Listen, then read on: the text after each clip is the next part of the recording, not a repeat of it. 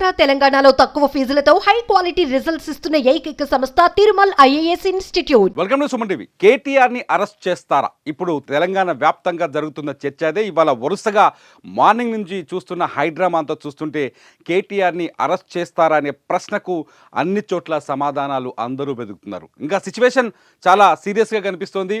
పొద్దున్నే ఇవాళ యాక్చువల్గా హైకోర్టులో కేసీఆర్ ఏదైతే ఈ కార్ రేస్ కేసులో కేటీఆర్ ఆరోపణలు ఎదుర్కొంటున్నారో అందులో ఆయనని నిందితుడిగా చేర్చారో ఈ కేసులో కేటీఆర్ ఇప్పటికే హైకోర్టుకు వెళ్ళారు, క్వాష్ పిటిషన్ వేశారు. తన పైన చేసిన ఆరోపణలు నిరాధారమైనవని ఆ కేసు కొట్టేయాలని చెప్తూ ఆయన క్వాష్ పిటిషన్ చేశారు. అయితే డిసెంబర్ 31వ తేదీన కేటీఆర్ వేసిన పిటిషన్ పైన హైకోర్టు విచారణ జరిపింది, తీర్పుని రిజర్వ్లో ఉంచింది.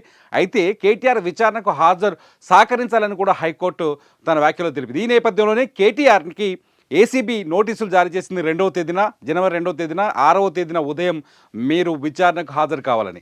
ఇవాళ ఉదయమే కేటీఆర్ తన లాయర్తో పాటు ఏసీబీ కార్యాలయానికి వెళ్ళారు. అక్కడ విచారణకు హాజరయ్యేందుకు ఆయన ప్రయత్నించారు. అయితే కేటీఆర్ ఏసీబీ కార్యాలయం లోపలికి వెళ్లేందుకు ఆయన లాయర్ని అనుమతించలేదు.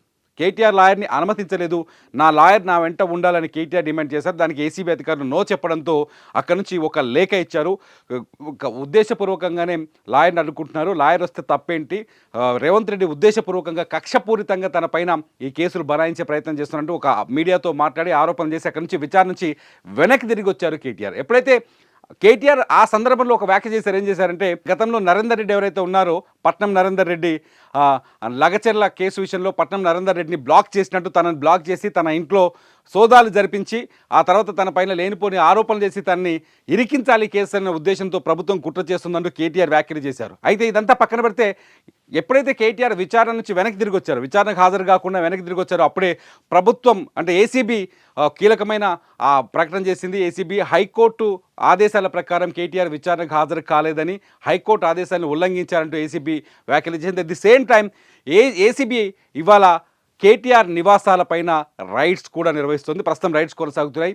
గచ్చిబౌలు లేని ఓరియన్ విల్లాస్లో కేటీఆర్ సంబంధించిన విల్లాలో అక్కడ విచారణ ఏసీబీ అధికారులు రైడ్స్ చేస్తున్నట్టుగా తెలుస్తుంది. మొత్తంగా కేటీఆర్ని అన్ని దిక్కలుగా ఏసీబీ టార్గెట్ చేసినట్టుగా తెలుస్తుంది. ఏసీబీ గ్రీన్ కో కంపెనీ ఏదైతే ఉందో గతంలో హైదరాబాద్లో ఈ కార్ రేస్ నిర్వహించారు, అందులో నిధుల దుర్వినియోగం జరిగిందని ఆరోపణలు ఉన్నాయి. ఎటువంటి ఆదేశాలు లేకుండా, ప్రభుత్వ అనుమతి లేకుండా వాళ్ళకి కొంత డబ్బుని 51 కోట్ల పైన డబ్బుని వాళ్ళకి పంపిణీ చేశారని, షిఫ్ట్ చేశారని, ఆ డబ్బు విషయంలో పూర్తి అక్రమం జరిగిందని, ప్రభుత్వ నిబంధనలు కానీ ఆదేశాలను కానీ పట్టించుకోకుండా కేటీఆర్ సొంతంగా నిర్ణయం తీసుకున్నారని ఒక ఆరోపణ ఏదైతే ఉందో దానిపైన కేసు నమోదు. అట్ ది సేమ్ టైం ఇవాళ ప్రభుత్వం నుంచి అంటే పోలీసుల నుంచి ఏసీబీ నుంచి కొత్త ఆరోపణ కూడా వచ్చింది. ఏంటంటే, ఏదైతే గ్రీన్ కో కంపెనీ ఈ కార్ రేస్ నిర్వహించిందో ఆ గ్రీన్ కో కంపెనీ బీఆర్ఎస్ పార్టీకి ఎలక్టోరల్ బాండ్ల రూపంలో 41 కోట్ల రూపాయల డబ్బు చెల్లించిందని, ఎలక్టోరల్ బాండ్ల రూపంలో చెల్లించిందని ఇక ఒక ప్రభుత్వం కూడా ఒక ఆరోపణ చేస్తుంది. దీంతో మొత్తంగా కేటీఆర్ని ఏదో రకంగా టార్గెట్ చేసే పనిలో ఏసీబీ ఉందా, ఏసీబీ కేటీఆర్ని అరెస్ట్ చేస్తుందా అనే ప్రశ్న తలెత్తుంది.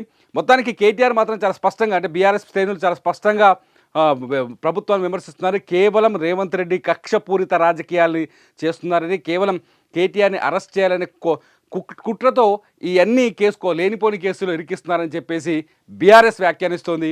కేటీఆర్ తప్పు చేశారంటూ అధికార కాంగ్రెస్ పార్టీ కేటీఆర్ని టార్గెట్ చేస్తూ వ్యాఖ్యలు చేస్తుంది. మొత్తానికి ఆంధ్రప్రదేశ్లో గతంలో ఎలాగుండేదో పోటాపోటీ రాజకీయం ఇప్పుడు తెలంగాణలో కూడా ఆ విధంగానే కనిపిస్తుంది.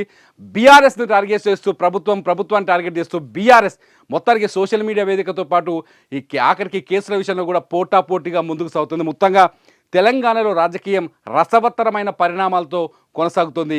ఇంతకీ కేటీఆర్ విషయంలో ఏం జరగబోతుంది? నిజంగా రేపు ఈడీ ముందు కూడా కేటీఆర్ ఇదే కేసులో హాజరయ్యే అవకాశం కనిపిస్తుంది.